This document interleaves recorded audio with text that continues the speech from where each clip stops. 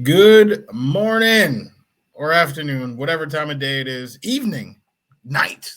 All right, let's cover We're them all. approaching. All right, no matter what time of day you are listening to this, you are still listening to another week of the Wudi 3, where it's your boy James Wudi and Fitz, and we are here breaking down the Jets action and also seeing if I have created the perfect 30 in my Woody 3 article. We will see. And okay, all right, I mean that we do this week to week. All right, we don't have to Not put 30 it this down week. down. Not a bad score, but not quite 30 this week. I won't lie. My score for this week, I'm not even sniffing 20. But anyway, let's talk about this game. I mean, 26-21, Jets with the victory. Fitz, how you feeling? I'm feeling very good. Now, there's a couple things with this game that was interesting. I mean, when this season started, I was like, get Berrios off this team. We don't need him. We've got Crowder for the slot. What is he doing here? I was super anti-Berrios at the beginning of the season. I'll admit it. I'm gonna say it. This kid is an absolute stud. He is fantastic. He is very good at football the way we are using him. And I think that shows Mike LaFleur again came out and put on a tremendous performance. We've got a team that he's being utilized as an undersized, quick receiver. Our special teams coach, whatever we're paying him, let's jump it up. He's getting a Christmas bonus. He's getting something. He needs a raise before next year. But my goodness, was I happy overall, generally, with Zach's progression. We've been talking about this. What does he need to work on?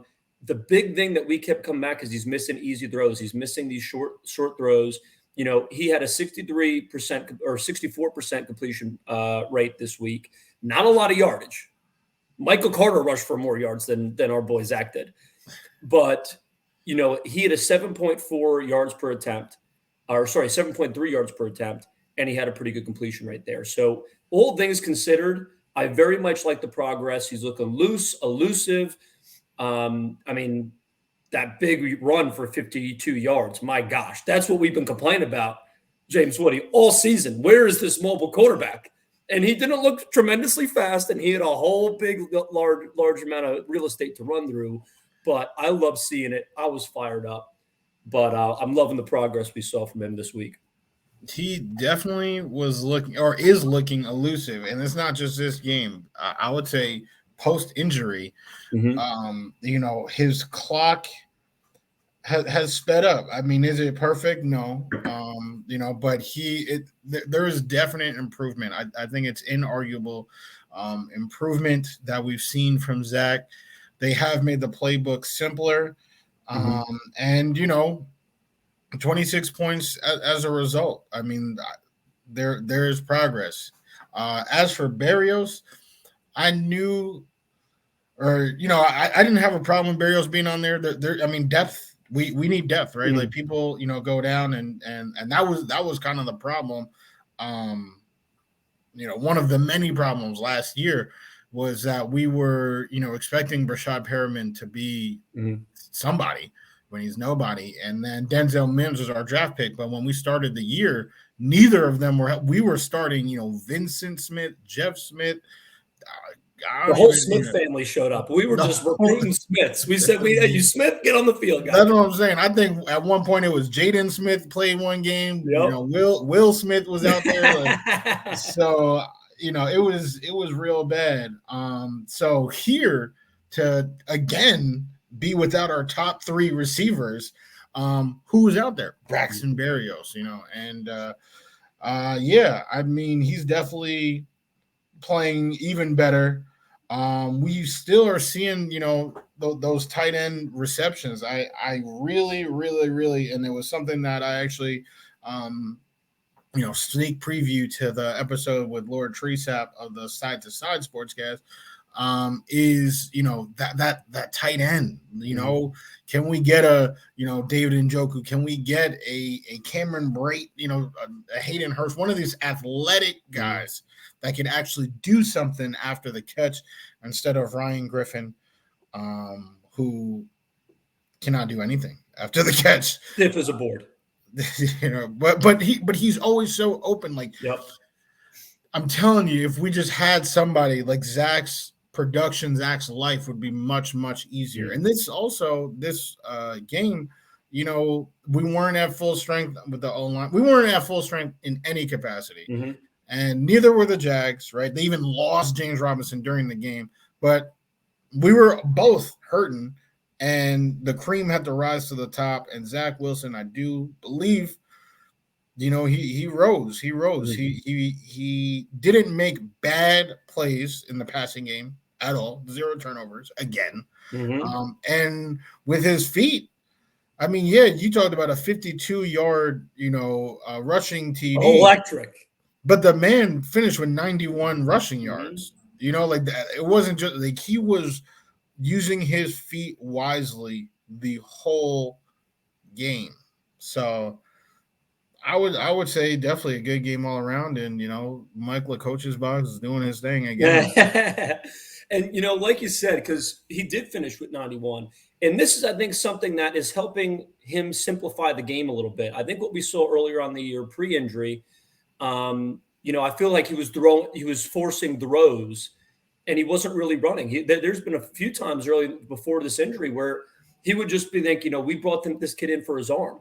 You know what I mean? And we know he's elusive. We know he can use his legs, but we haven't seen it until after this break, really. And what was awesome about him was just knowing when to make that decision. If there's nothing downfield, don't force it. We saw minimal, kind of bad. Like, what are you looking at there, Zachary? We saw minimal of that. When we saw that every other play was every drive, we'd see 1 or 2 of them, at the beginning of the season. So I think he's really finding a good balance between when do I got to put my head down and take off, and when do I have that opportunity to throw? He's getting through progressions quicker. I think adding this run option for him, the option to run if nothing's there, I think that's opened up the game a lot for him, and I think it's doing tremendous benefit for him. And it's interesting because I was looking at this before we started filming, and of the 5 games since he's come back, 4 out of the 5 games he's got a rushing touchdown. And in that same 5-game stretch, he only has 3 passing. So he's got four rushing touchdowns and 3 passing to 2 interceptions overall over the last 5 games. And, looking at that, just generalizing, 7 touchdowns, 2 interceptions in 5 games. For a rookie quarterback who started off with a very different slanted interception to touchdown ratio, I think that is substantial progress. I'm loving what I'm seeing. And real quick, I mean, Michael Carter, we got to talk about Michael Carter if we're going to talk about anybody here. He averaged, I haven't seen this before. I'm curious. We got to go and get Jamie to pull this up, the Joe Rogan. Jamie, pull this up. We had the running back with more rushing yards than the quarterback had with passing yards. And we had a higher yards per attempt with Michael Carter rushing than Zach Wilson throwing. Mike Carter rushed for 7.4 yards per attempt. Zach Wilson threw for 7.3. That stat kind of blew my mind. I don't know if I've ever seen this in a game, but what we do know is Zach is progressing. Michael Carter is the running back of the future. I think it would be great to maybe add another guy in there. Tevin Coleman's been a great fill-in to take on an important role for us this year. But I think we're safe to say we got our running back if we can keep him for the next 10 years.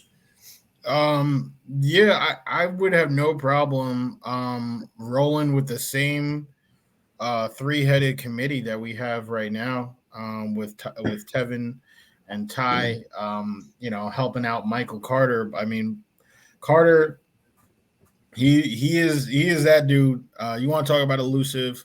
So nice in the open field.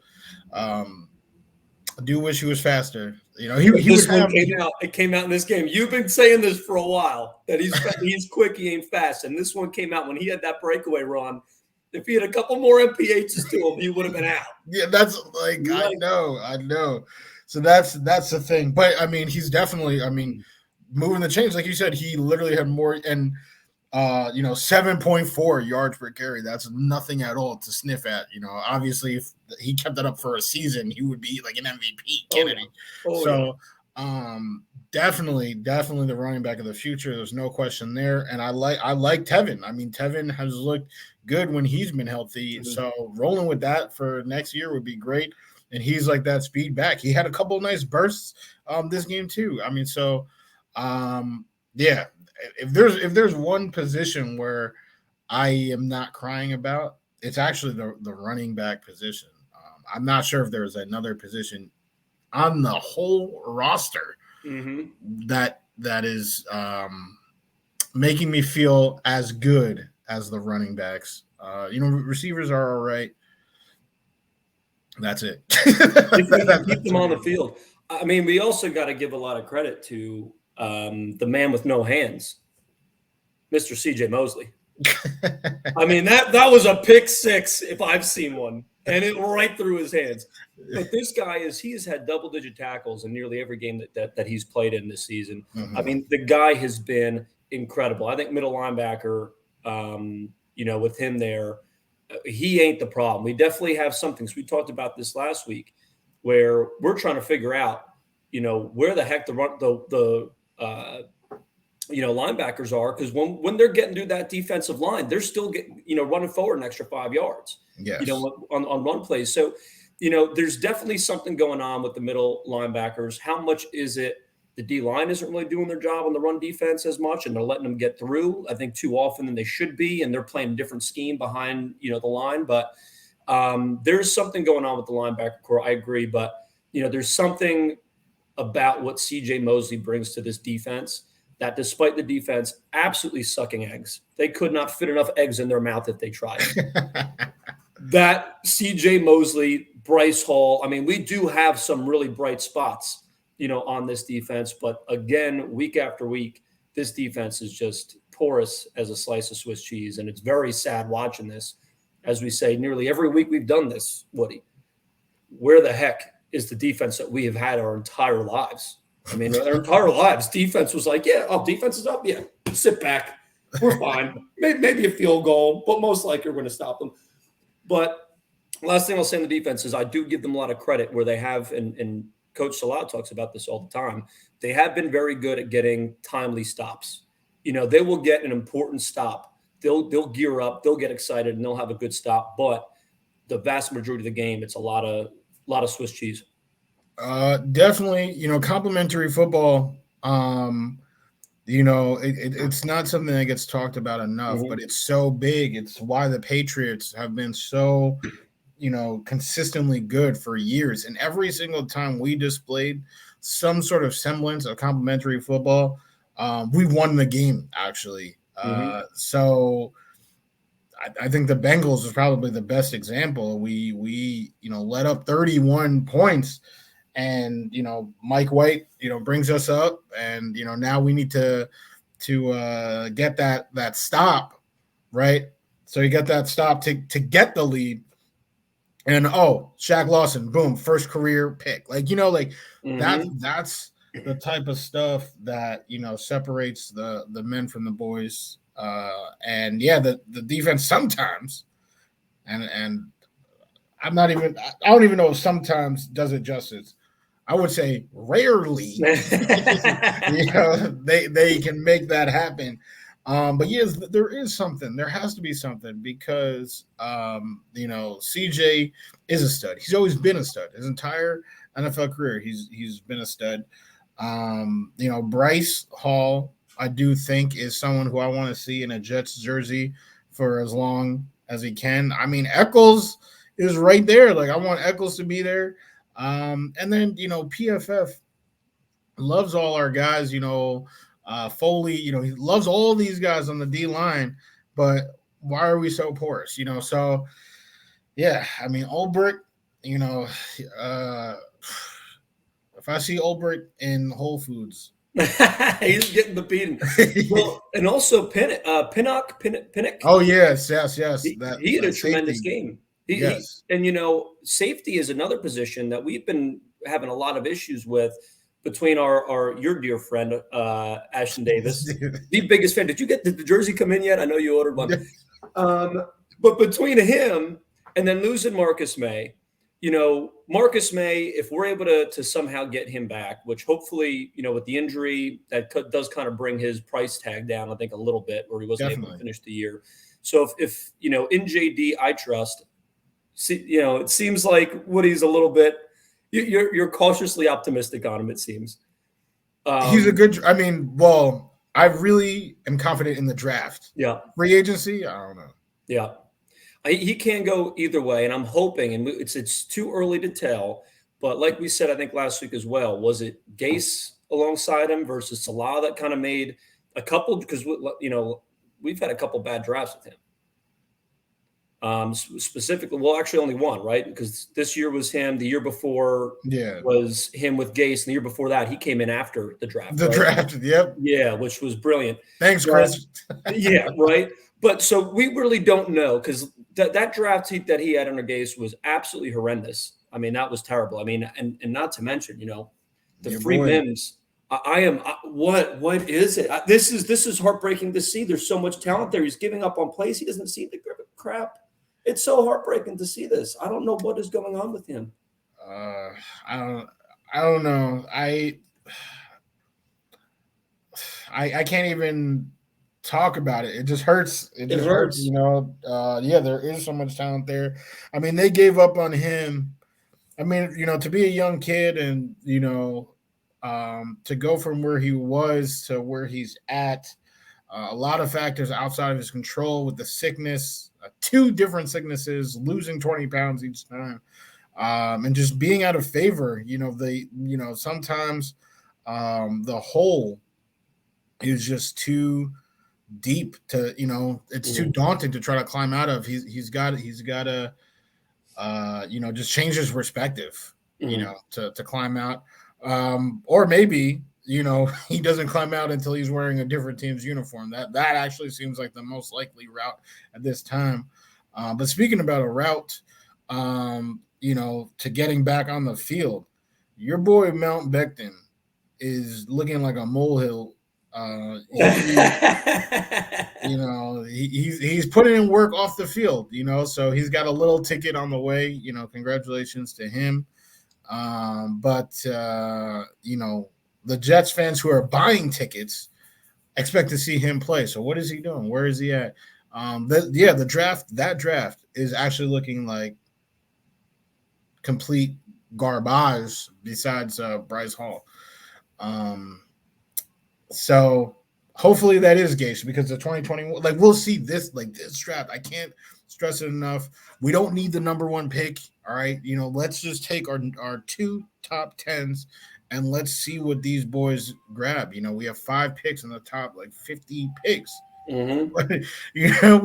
We actually almost couldn't be set up better to really, really have a beautiful infusion of talent this offseason. Okay. Then the pieces that were injured that people just seemingly forget. I hate that. I hate that, someone's injured and now, we're playing however we play. And it's like, oh, well, they suck. They suck. Like, oh, what is Joe Douglas doing? But Joe Douglas made some good moves. Carl Lawson was going to be a freak out there. So this next year with the infusion, and if the Jets can somehow, some way remain in the top 16 of health instead of the bottom 3 like they've been the last 3 straight years, I will say it. I'll say it right now. If they do that, right, good offseason and remain in the top 16 of health, they are an NFL playoff team. No question. And, you're right, because, often, we all kind of forget, what the heck, this defense stinks, that they're not doing anything, but they were riddled with injuries. And, between the bad draft last season, not this past season, the previous one that we're talking about, between that bad draft, which absolutely killed us this year and will kill us next year as well, and just these injuries. I mean, we are losing a lot of talent that should be there after how many draft picks, after how many, great moves in free agency. To lose all these people to injuries is really detrimental to us, really competing out there. And this is where we said again last week, is it Olbrich? Is it a lack of talent? Is it both? But this offseason is going to be a big thing for a lot of reasons, not even just free agency and, the draft, but I think also just development. Is Mekhi Becton going to come off this injury and take the offseason seriously? and come back and be the stud that he was supposed to be, that I still think he can be. Is he going to take it seriously or not? How is Elijah Moore going to? Obviously, he's going to only get better. But I can't wait to see him in his second year after some more comfortability with Zach and him. There's a lot of things, development-wise, this really young secondary they have. Pinnock, Eccles, Bryce Hall. I mean, they're all going to be 1 year better. Our secondary, I really like a lot. I still think we need some pieces to it, of course. But if Pinnock is able to develop as a good safety option, and we have Marcus May and Pinnock back there, if we have Bryce Hall, Eccles, bring in some other, young kids through the draft, maybe through free agency, that can step up and fit in that culture and that locker room. I think this could be, like you said, a completely different team that definitely has playoff potential next year. But there are some ifs here. There are some ifs there, and there's a lot of ifs that we have said. How many ifs have we said now? In our time as a Jets fan, year after year, especially this last decade, my Lord. But with all this draft capital that we have, with the right people in the decision-making rooms, Joe Douglas, Salah, LaFleur, I really think you're right, where we could really bounce back and be something special next year. Definitely. Honestly, I do also, I don't love, but I do like the secondary. I mean, if they had, the Jets fans that I always see, and I hate to hear them, all those Tommy Bagels and Joey Donuts and all that. They're wishing for J.C. Jackson, on the Pats. But like if they, if I would say that's what we need though, is like a shutdown corner that already exists, so that when he comes in, because we already know Bryce Hall's a dog. Like he has that dog mentality. He's very skilled. He was so skilled in college. It was just an ACL that prevented him from being treated as such. And no disrespect to our favorite TikToker, Bryce Hall, but thank God he had that injury to make him drop to us. Yes, I'm so sorry you went through that, Mr. Hall, but that gave us a great option to go and get you late. So it worked out well for us, I think. It definitely did. And I think if he were to see a pros pro, an active shutdown corner, his game would elevate so much to the point where we would have what the Dolphins have in Xavier Howard and Byron Jones. Like that is my dream. As we see, Stephon Diggs, 2 times a year. And now, the Dolphins have a whole bunch of guys. I mean, they were, really banged up this year, but at full strength. They got Jalen Waddle, they got Devontae Parker, they got Will Fuller out here. Like for us to be able to fight fire with 2 studs, that is definitely on my Christmas wish list. And in terms of development, I completely agree. That's actually why I despise the tank talk. Because these games matter for these kids. Like, this is everything. You don't want to go in there and just be like, all right, like, let's get through this. Like, no, Salah, Middleton, whoever is speaking, whoever's talking in that locker room better be like, hey, we are going to shut the Bucks up. Yep. Like we are about to dominate Tom Brady. He doesn't have Godwin. We are about to kick the goat's teeth down his throat. That's what they need to be saying. Get these boys riled up. Get them developing. All right. The tank talk is garbage. We've been tanking for the last decade, and look at what it's gotten us. It's just a losing culture.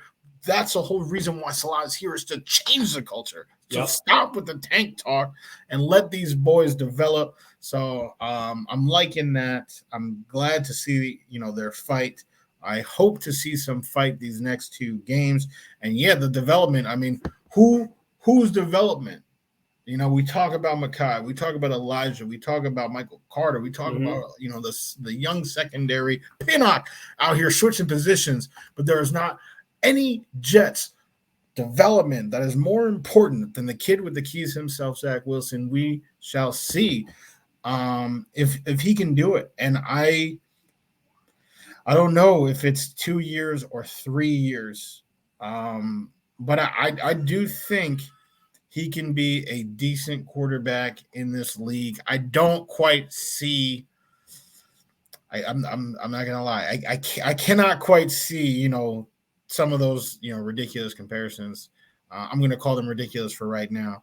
But the Aaron Rodgers, the Mahomes, Tony Romo, he was saying some crazy stuff preseason, but he definitely has arm talent. Hopefully, he's not afraid to use it because again, that's where we're at right now too, right? He threw for 100 yards, 102 yards, right? So, yes, make the easy throws. Don't forget, you do have an arm.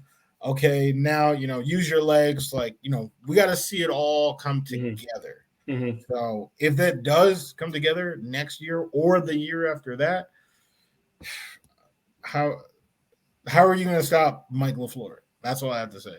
I mean, you can't. And, just, quick last point before we head to the Woody 3 here. I think what would be great, just on that Zach development specifically, the ideal stat line for me would be like 40 yards rushing and like 225, 250 in the air.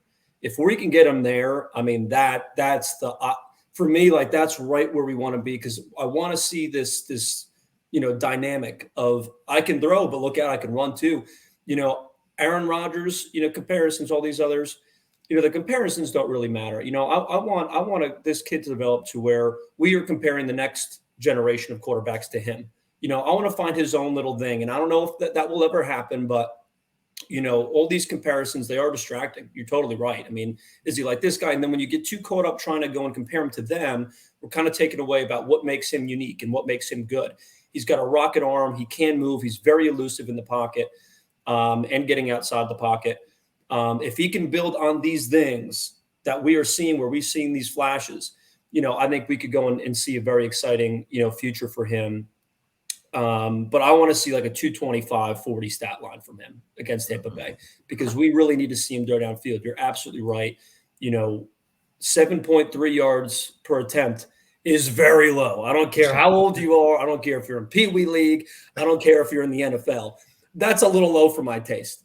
That's some Mac Jones nonsense. Get that Mac Jones stuff out of here. I don't want to see that. I want to see this kid airing the ball out, but still staying smart, taking the easy throws, hitting these screens, these check downs, but also let's open up the cage a little bit, because he can do it, and he's not going to learn until he does it, fails, or does it and succeeds, and we got to do that in live action here. Yeah, I'm not sure if he's going to be able to do that against the Bucks per se or the Bills. But hopefully next year, week 1. Yeah. Whenever it is, I want to see that stat line. I think that is an ideal stat line for his success. Definitely. So, we're talking about success. So I'm striving for success for the perfect 30 of the Woody 3. I know I already didn't get it. But let's talk about it. Let's get this score going. I was so close last week with the 28 out of 30. But, let's start it up. It was QBs with their head coaches cut off. I was having a lot of fun this week, actually, with the puns. They were good. The puns were off the rails this week. But, here it is. All right. Coming into the season, Zach Wilson, had Robert Saleh as his head coach, and Trevor Lawrence had Urban Meyer as his head coach. This week, neither of those guys, all right, Saleh and Meyer were on the sideline. So that was pretty much the point there. And, I kind of went into detail on what happens with these young QBs that experience such early turnover. And honestly, it is not good at all. It's really not.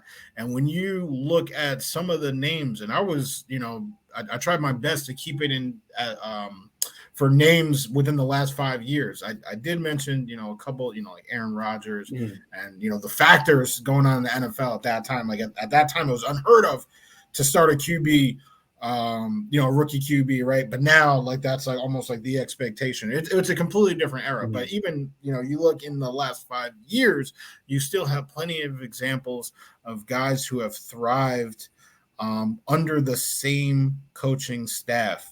Josh Allen, I think, has to be at the top of that list. And then guys who have struggled going from, coach to coach, offensive coordinator to offensive coordinator. And I would say both, New York QBs, Sam Darnold, Daniel Jones, struggle with that. So that's kind of what I was talking about. I wanted to see, the fight from both QBs without either of their head coaches. Obviously, Zach's in a different situation because he still has his coach, right? He probably talked to him that day. He's just not there on the sideline. But Saleh is a motivational guy. He wears his heart on his sleeve. So, how is that going to come out? We're both guys going to fight. Matt, Fitz, how you feeling?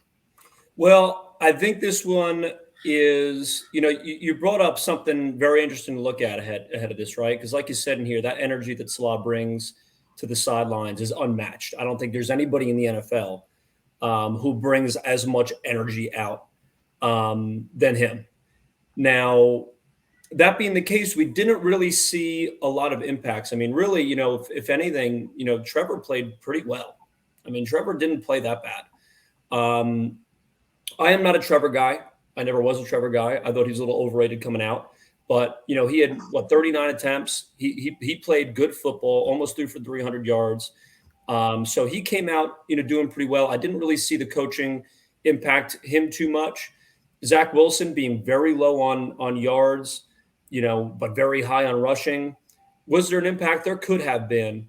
But I think surprisingly, there wasn't really too heavy of an impact without, that burst of energy on the sidelines. And luckily, these players kind of picked each other up and they kind of, came together and they were able to kind of, outfight this lack of energy and excitement we have on the sideline. So I'm giving you a 7 on this one. Really not a bad score. I didn't see too much impact, luckily, with the head coaches not being there. They're able to adjust and make things happen. But at the same time, this is something, especially moving forward with new quarterbacks coming into the league, with having these coaches heading, turnover. You're absolutely right. I mean, all the quarterbacks that seem to have been the most successful the past few years have all been ones who have had consistency at head coach. And there's definitely a lot of turnover from quarterbacks because of head coaches, or at least partially because of head coaches. So I think you brought up a good point there. Luckily, we didn't see too much impact on Sunday. Fair enough. I'll take that 7. And I'll take this 0 right here because I was excited. And you talk about energy, you talk about passion on the sideline. Quincy Williams has been a real spark plug, especially on the field. Just a powder keg out there, with his passion, with his energy. And, just looking at his story a little bit, 3rd-round draft pick, I was expecting him. And this is another thing with like turnover, like you said, it's a new head coach.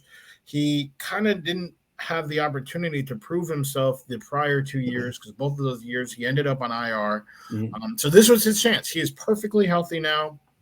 This is his preseason. This is his chance to prove to this new staff, hey, you're trying to change the culture here in Jacksonville. Well, I'm that guy on the defensive end. Put me here with Josh Allen, and we will have this pass rush in the AFC South. And they said thank you, but no thank you. Mm-hmm. Within 24 hours, he was a Jet, united with his little brother, who was a stud in his own right. And I was expecting him to play, but he got ruled out literally the day of. So that is always wonderful for my Wudi 3 accuracy.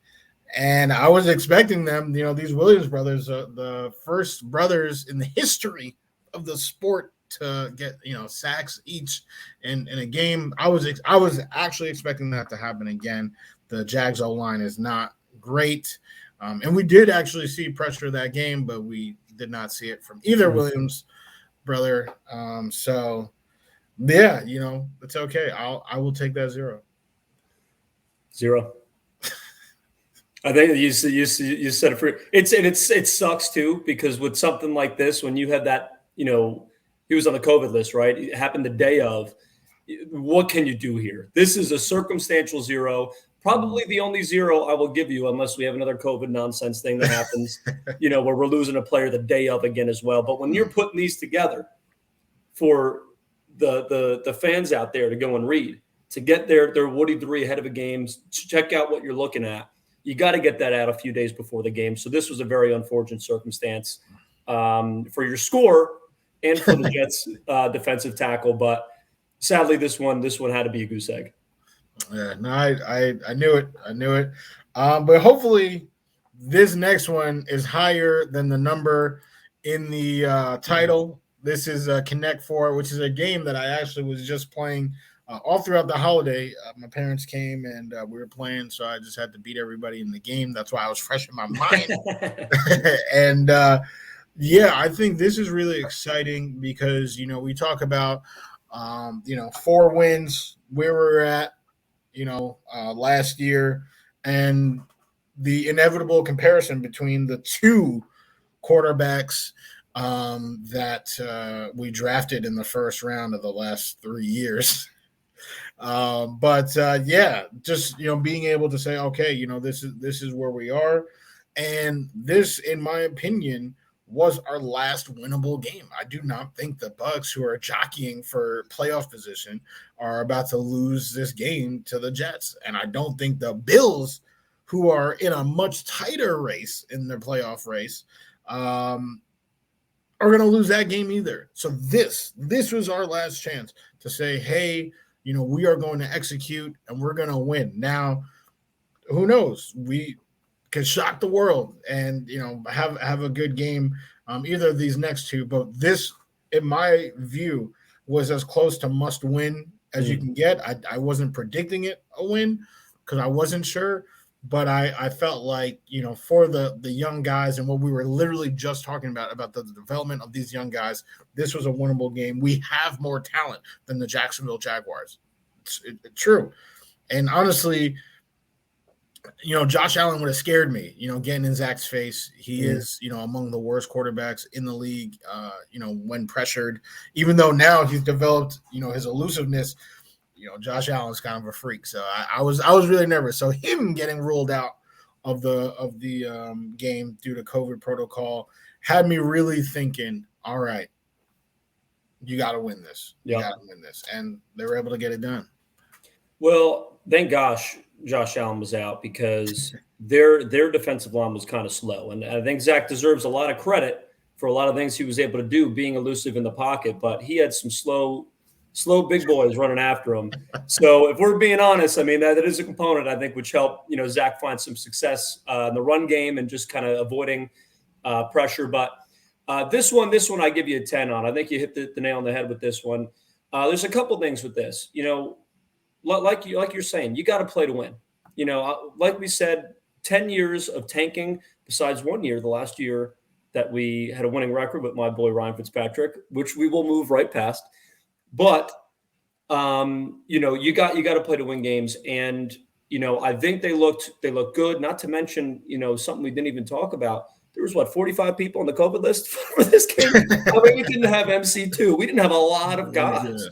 So, for us to go and pull this win off, regardless of circumstance, but especially considering, this COVID list that we had, Elijah Vera Tucker, another one we lost. We were playing pretty hard down. And they came together. They put together a great win. You got to play to win games. We know that they are. Joe Douglas may have mixed opinions, with that pick that he's eyeing up. But the players, the coaches all want to win week in, week out. And I'm glad they're able to pull it off. I think, with these next two games coming up, I think any team can win any. And we've seen Tampa Bay lose to some teams that were a little bit surprising. The Bills lost the Jaguars 9-6. Not forget that. So by process of elimination, the Jets are better than the Bills, I guess. I mean, substitution, I don't know. But, I think the next two games will be winnable. And, as I'm sure is going to be in the Woody 3, one or both of these weeks, something about the defense. I mean, if our defense can actually stop these two tremendous offensive teams, and, Zach and the offense could do something special. We're hoping to get Elijah Moore back this week. We could see a very different game than I think we're probably all expecting right now, looking at it at face value. So we'll see what happens. But overall, 17 for the boy. Not bad. Considering a goose egg, it's pretty dang good. That is true. That is true. I can't get mad. I already knew. Like as soon as I read that report, that was gonna be the case, but no worries. This is the lowest week yet, and I promise everybody that this is the lowest week I'll ever have. All right. So thank you for joining us with the Wudi 3. I am your boy, James Wudi, resident Jet fan. And then the passionate man right over here, Mr. Fitz. All right. Breaking it down, saying it nice with a little spice. A little bit of spice. Yeah. Just a little bit. Need to keep it spicy. All right. So see you guys next week, and let's go Jets. Jets, baby.